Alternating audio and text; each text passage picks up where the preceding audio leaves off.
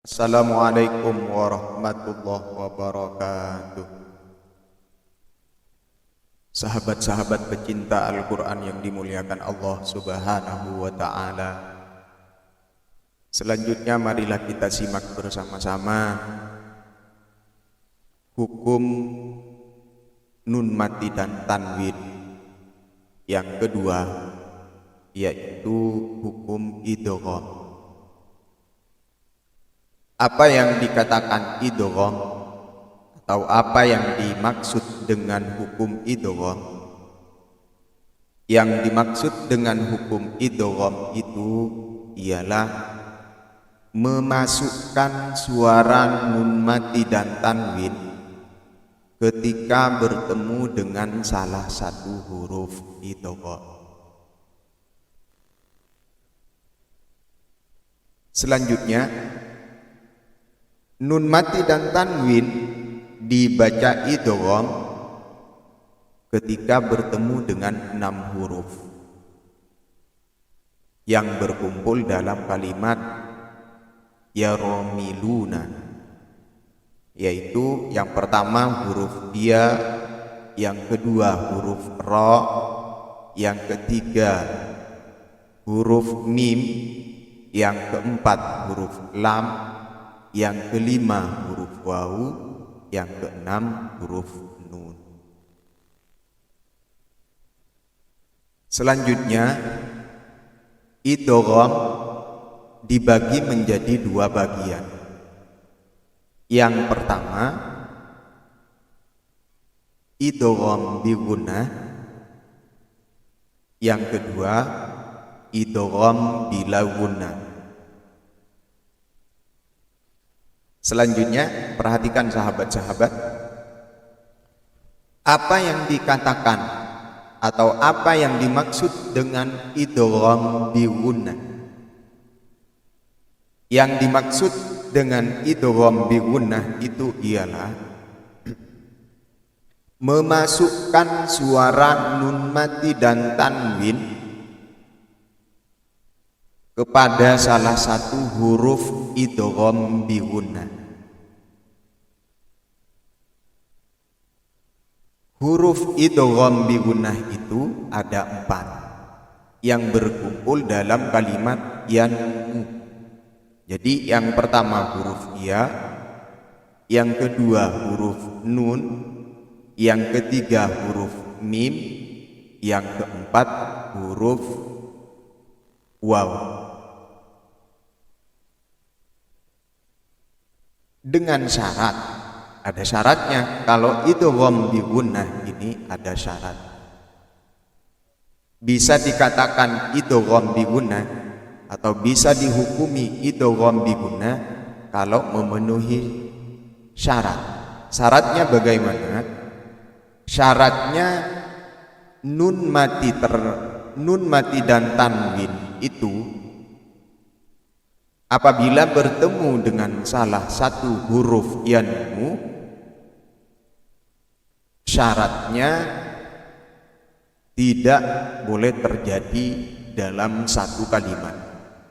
Jadi yang bisa dikatakan idgham bi gunnah itu apabila nun mati dan tanwin tersebut bertemu dengan salah satu huruf yanmu, harus bertemu di 2 kalimat. Jadi harus bertemu di 2 kalimat. Kalau tidak bertemu, kalau bertemu nun mati dan tanwin bertemu dalam satu kalimat, maka bacaan tersebut tidak boleh dibaca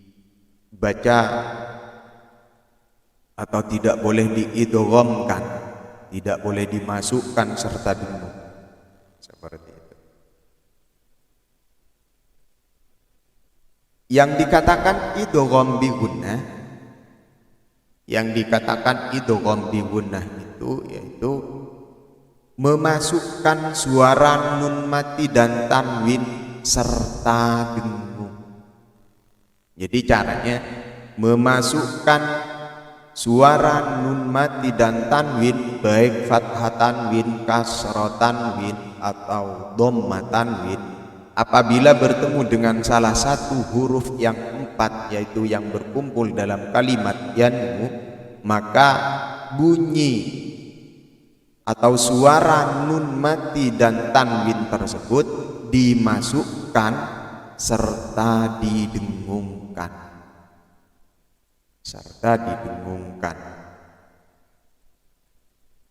Kalau bertemu dalam satu kalimat, nun mati bertemu dalam satu kalimat, walaupun bertemunya seperti qinwanun. Nah, di situ kan ada satu kalimat, nun sukun bertemu dengan huruf waw, tapi berkumpul dalam satu kalimat, itu tidak boleh dibaca idgham bi gunnah, tidak boleh didengungkan, tidak boleh dimasukkan serta dengung.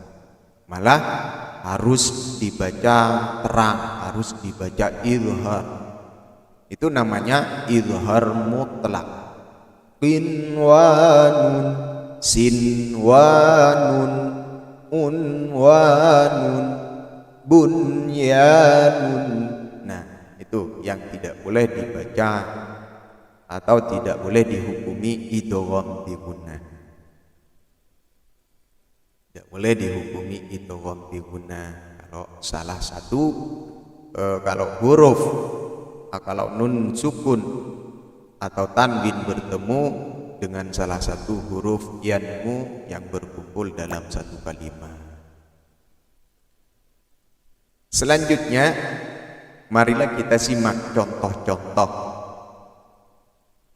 bacaan idgham bi gunnah. Bacaan idgham bi gunnah. Sahabat-sahabat yang dimuliakan Allah Subhanahu wa ta'ala, bagaimana cara membunyikan atau mengeluarkan suara nun mati dan tanwin apabila bertemu dengan hurufnya lafal yanmu atau huruf-huruf idgham bi gunnah, yaitu suara nun mati dan tanwin harus dimasukkan. Pertama kali dimasukkan, selanjutnya didengungkan serta didengungkan. Seperti lafal yang pertama huruf iya, nun sukun bertemu dengan huruf iya yang pertama, seperti lafal may yaqulu. Jangan sampai dibaca may, jangan seperti itu. Dimasukkan dulu, nun sukunnya dimasukkan dulu serta didengungkan. Seperti lafal may yaqulu. Nah, ini nun mati yang bertemu dengan huruf iya. Selanjutnya yang tanwin bertemu dengan huruf iya. Contoh yang tanwin bertemu dengan huruf iya, seperti lafal barqun yaj'adun. Selanjutnya huruf nun. Jadi nun mati bertemu dengan huruf nun. Nun mati bertemu dengan huruf nun, seperti lafal min nutfatin, min nutfatin. Selanjutnya yang tanwin bertemu dengan huruf nun, seperti lafal yauma idzin na'imah. Di sini harokat kasrah, yauma idzin na'imah. Selanjutnya huruf mim. Contoh huruf mim, nun sukun bertemu dengan huruf mim, seperti lafal mim mana'ah. Seakan-akan sama dengan hukum gunnah, hukum gunnah. Jadi idgham bi gunnah, nun sukunnya dibuang atau dimasukkan. Kalau sudah dimasukkan itu tidak kelihatan atau tidak terdengar bunyi nun sukunnya. Selanjutnya tanwin bertemu dengan huruf mim. Qur'anum Majid. Kalau tulisannya di Al-Quran tetap Qur'anun Majid, tapi cara membacanya Qur'anum Majid, seperti itu. Selanjutnya yang terakhir, nun sukun bertemu dengan huruf waw. Nun sukun bertemu dengan huruf waw seperti lafal min waraihim, min waraihim. Jangan sampai dibaca min wara, tidak boleh. Jadi nun sukunnya dimasukkan, suara nun sukun dan tanwin dimasukkan serta dengung. Contoh yang tanwin seperti lafal wisyawatu walahum, wisyawatu walahum. Nah, seperti itu. Semoga manfaat sahabat-sahabat, semoga barokah. Kurang dan lebihnya mohon maaf. Wassalamualaikum warahmatullahi wabarakatuh.